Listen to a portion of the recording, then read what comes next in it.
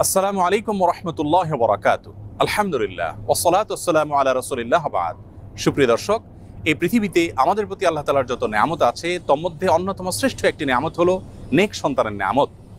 যে সমস্ত বাবা মাকে আল্লাহ তাআলা নিঃসন্তান রেখেছেন, সন্তানহীনতার কষ্ট এবং পরীক্ষা কত কঠিন সেটি তারাই সবচেয়ে ভালো বলতে পারবেন।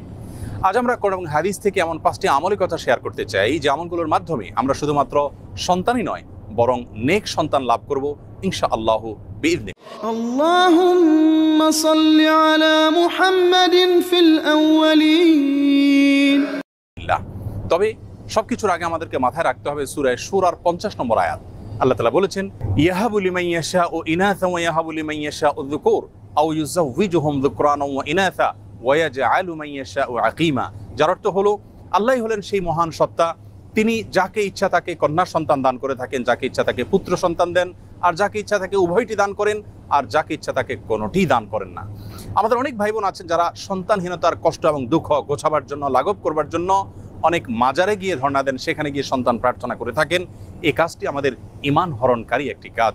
আরও অনেক কাজ করে থাকেন অনেকেই, যে কাজগুলো আসলে আমাদের ঈমানের সঙ্গে সঙ্গতিপূর্ণ নয়। এই জন্য সর্বপ্রথম মাথায় রাখতে হবে যে সন্তানহীনতার কষ্ট এবং দুঃখ এটি ঘোচাবার জন্য, সন্তান লাভের জন্য, অনেক সন্তানের জন্য শুধুমাত্র আল্লাহ তাআলার কাছে আমাদেরকে প্রার্থনা করতে হবে।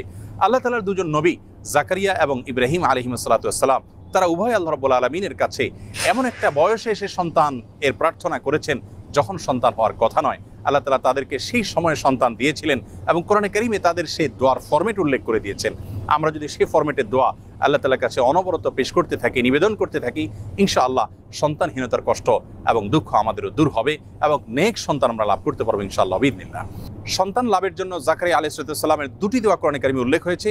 তার একটি বর্ণিত হয়েছে সূরা আলে ইমরানের 38 নম্বর আয়াতে, আর অপরটি বর্ণিত হয়েছে সূরা আম্বিয়ার 89 নম্বর আয়াতে। আলে ইমরানের আয়াতে আল্লাহ নবী জাকারিয়া আলাইহিস সালামের যে দোয়া আল্লাহ তাআলা উল্লেখ করেছেন সেটি ছিল এই, রব্বি হাবলি মিন লাদুনকা যুররিয়াতান তাইয়্যিবা ইন্নাকা সামিউদ দুআ। যার অর্থ হলো, হে আমার রব, হে আমার প্রতিপালক, আপনি আপনার তরফ থেকে আমাকে নেক এবং সুসন্তান দান করুন, আপনি দোয়া শ্রবণকারী। তার অপর যে দোয়াটি সূরা আম্বিয়াতে বর্ণিত হয়েছে সেটি ছিল অত্যন্ত মর্মস্পর্শী এবং হৃদয়গ্রাহী। সেই দোয়ার ভাষ্য ছিল এই, রব্বি লা তাযারনি ফারদা ওয়া আনতা খায়রুল ওয়ারিসিন। যার অর্থ হলো, হে আমার প্রতিপালক, হে আমার রব, আপনি আমাকে একা ছেড়ে দিবেন না, অর্থাৎ নিঃসন্তান আমাকে রাখবেন না, আপনি তো সর্বোত্তম ওয়ারিস দানকারী। আল্লাহ নবী ইব্রাহিম আলাইহিস সালাম আল্লাহর কাছে সন্তান চেয়ে যে দোয়া করেছেন কোরআনে কারীমে, সেটি আল্লাহ তাআলা উল্লেখ করেছেন ছোট্ট একটি দোয়া সূরা সাফফাতের 100 নম্বর আয়াতে দোয়াটি বর্ণিত হয়েছে।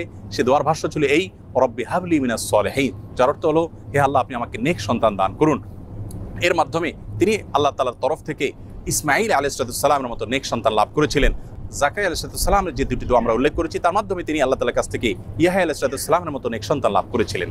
প্রিয় দর্শক, তাহলে নেক সন্তান লাভের জন্য দুজন নবী থেকে 3টি দোয়া আমরা শিখলাম, জানলাম। সেই দোয়াগুলো আমরা যে কোনো সময় বেশি বেশি করে পাঠ করতে থাকবো ইনশাআল্লাহ। সেই সাথে চতুর্থ যে দোয়ার কথা বলবো সেটি বর্ণিত হয়েছে সূরা ফুরকানের 74 নম্বর আয়াতে।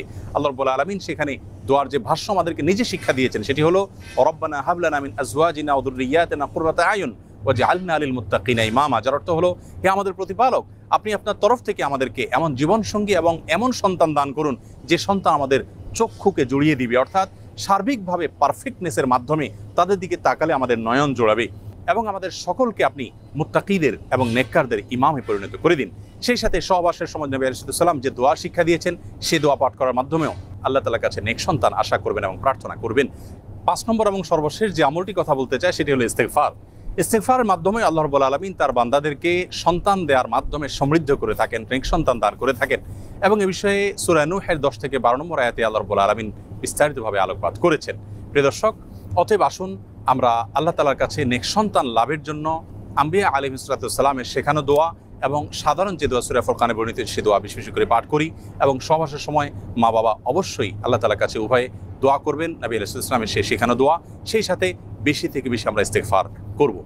এর পাশাপাশি সন্তান না হওয়ার পেছনে বৈজ্ঞানিক যে সমস্ত কারণ আছে সে সমস্ত কারণগুলো আমরা উদ্ঘাটন করে সেগুলো থেকে যথাসম্ভব বেঁচে থাকার চেষ্টা করব এবং সুন্নাহ সম্মত লাইফস্টাইলকে আমরা অনুসরণ করব। আল্লাহ তাআলা আমাদের সকলকে নেক সন্তানের এই মস্তবানে নিয়ামত লাভ করে ধন্য হওয়ার তৌফিক নসিব করুন। আসসালামু আলাইকুম ওয়া রাহমাতুল্লাহি ওয়া বারাকাতুহু।